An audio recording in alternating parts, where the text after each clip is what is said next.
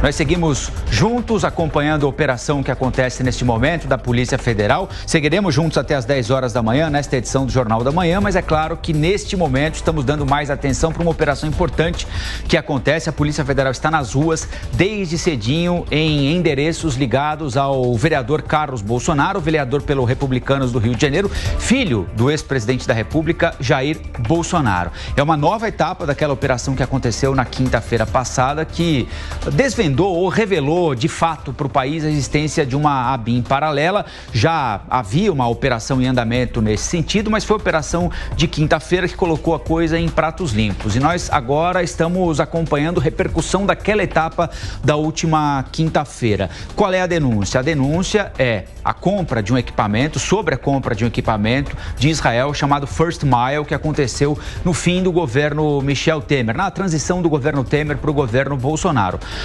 Sobre a compra não há nenhuma dúvida. A dúvida, até esse momento, a dúvida que existe é sobre a utilização indevida deste equipamento pela ABIN. Por isso é que convencionou-se chamar essa operação de investigação sobre uma ABIN paralela. O que é que esse equipamento faz? O que é que esse First Mile permite? Que uma pessoa seja localizada, até 10 mil pessoas por ano podem ser monitoradas pelo aparelho celular, sem que saiba, evidentemente, e sem autorização judicial. Segundo a suspeita da Polícia Federal, também sem critério. O critério é pessoal, o critério seria político, ou seja, a partir de uma demanda de integrantes da família Bolsonaro, do presidente, dos filhos, de aliados, a ABIN, chefiada por Alexandre Ramagem, um delegado da Polícia Federal muito próximo da família Bolsonaro, a partir da demanda da família, um adversário, uma adversária política, alguém cujo interesse se confronta com o interesse da família, é monitorado ou era monitorado pelo Estado brasileiro.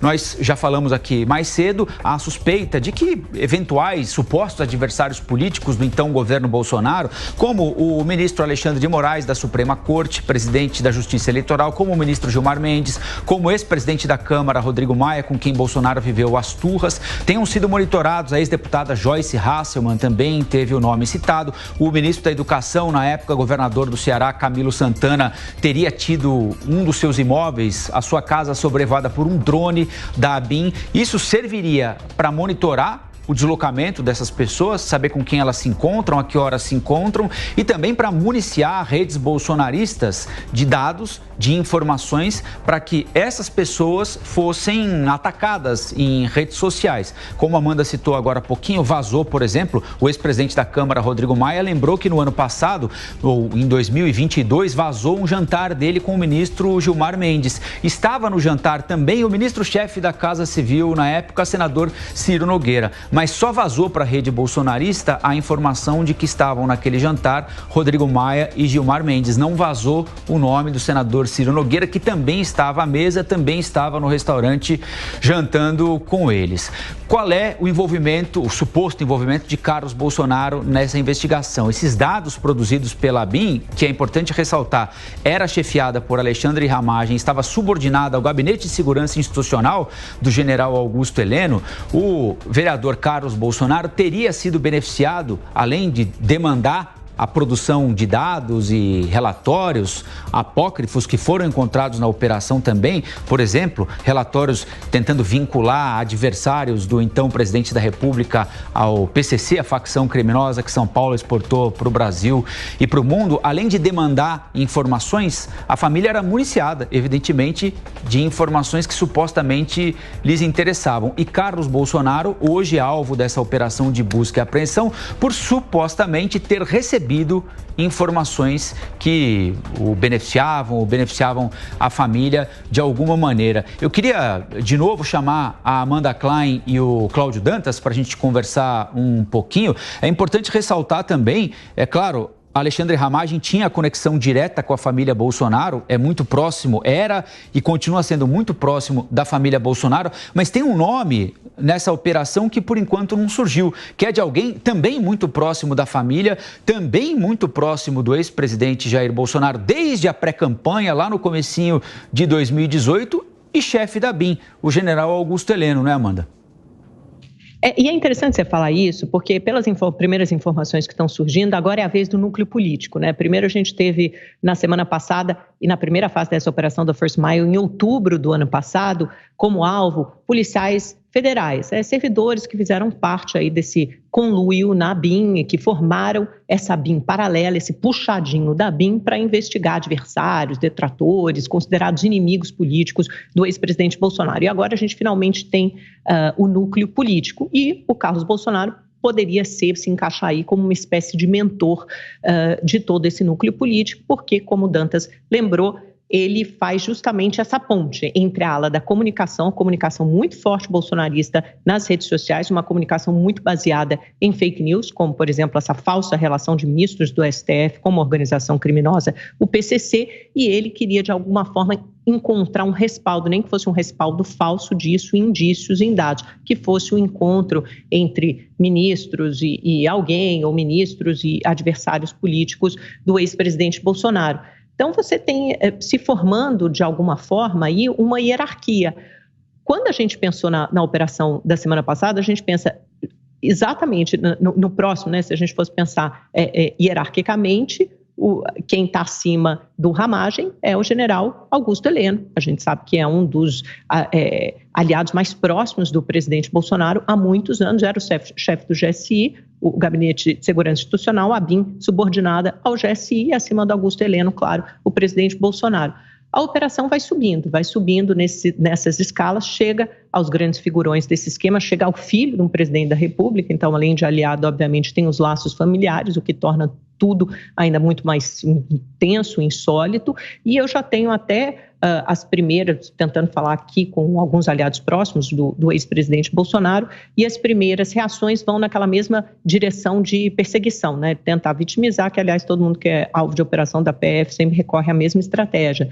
Então aqui me responderam que todos os ex-integrantes do governo Bolsonaro, sejam filhos ou ex-membros do executivo, somos alvo, ou aliados políticos, zero novidade.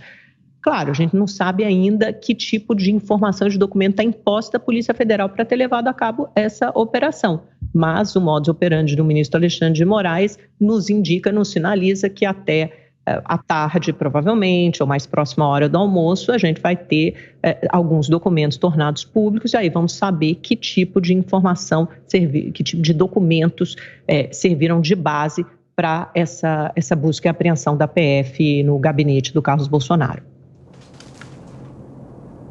Olha, é importante que a gente tente aí fazer sempre separar, né, o joio do trigo, que a gente consiga entender o que é informação, o que é desinformação, o que é especulação.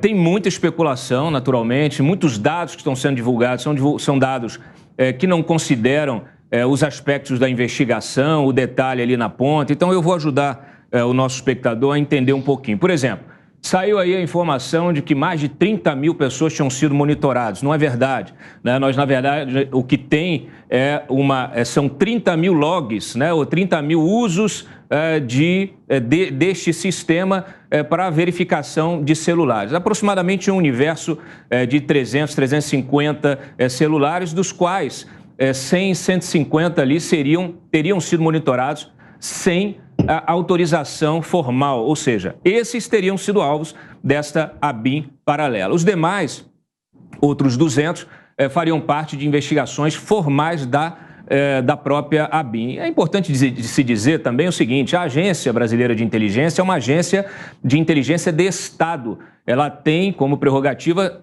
construir informação, quer dizer, gerar informação, gerar conhecimento, informação útil à tomada de decisões do presidente da República em diferentes campos. Claro que isso não pode ser feito para a briga política. Uma coisa é a segurança do presidente, de seus familiares, outra coisa é a guerra política. E aí eu vou lembrar aqui que quando a Polícia Federal investigou aquela denúncia do Sérgio Moro sobre interferência na ABIN, o Ramagem chegou a dizer que não tinha relação com o presidente, que não tinha intimidade com o presidente, com o então presidente Bolsonaro, né, com o ex-presidente, e ele foi desmentido pelo Heleno. Então o próprio Heleno falou: não, ele tem sim, tem uma relação íntima, próxima e direta.